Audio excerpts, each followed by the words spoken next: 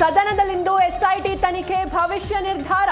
ಆಸ್ತಿ ಶೋಧ ಬಗ್ಗೆ ಮಾಹಿತಿ ನೀಡಲಿರುವ ಪರಮೇಶ್ವರ್, ಮುಸುಕುಧಾರಿ ಬಂಧನಕ್ಕೆ ಬಿಜೆಪಿ ಆಗ್ರಹ ಸಾಧ್ಯತೆ.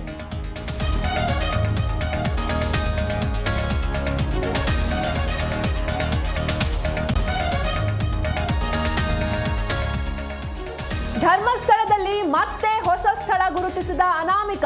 ಇಂದು ಮುಂದುವರಿಯುತ್ತಾ ಮೂಳೆ ಶಿಕಾರಿ. ಅಸ್ಥಿ ಶೋಧ ನಿಲ್ಲಿಸಬಾರದು ಎಂದು ಕೆಲವರ ಆಗ್ರಹ.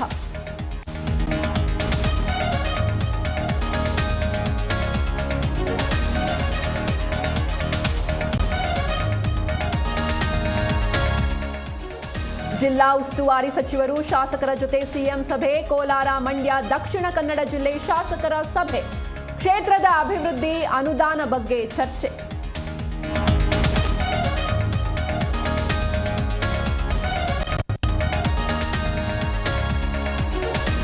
ಜೈಲಿನಲ್ಲಿ 5ನೇ ದಿನ ಕಳೆದ ದರ್ಶನ್. ಉಪ್ಪಿಟ್ಟು ಸೇವಿಸಿ ಪುಸ್ತಕಗಳ ಮೊರೆ ಹೋದ ಕಾಟೇರ.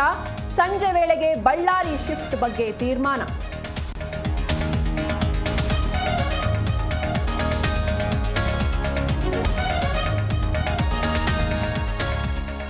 ಬೆಂಗಳೂರು ಸೇರಿ ಕರುನಾಡಿನಾದ್ಯಂತ ಮಳೆಯಾರ್ಭಟ. ಶಿವಮೊಗ್ಗ, ಕೊಡಗು ಸೇರಿ 6 ಜಿಲ್ಲೆಗಳಲ್ಲಿ ರಜೆ.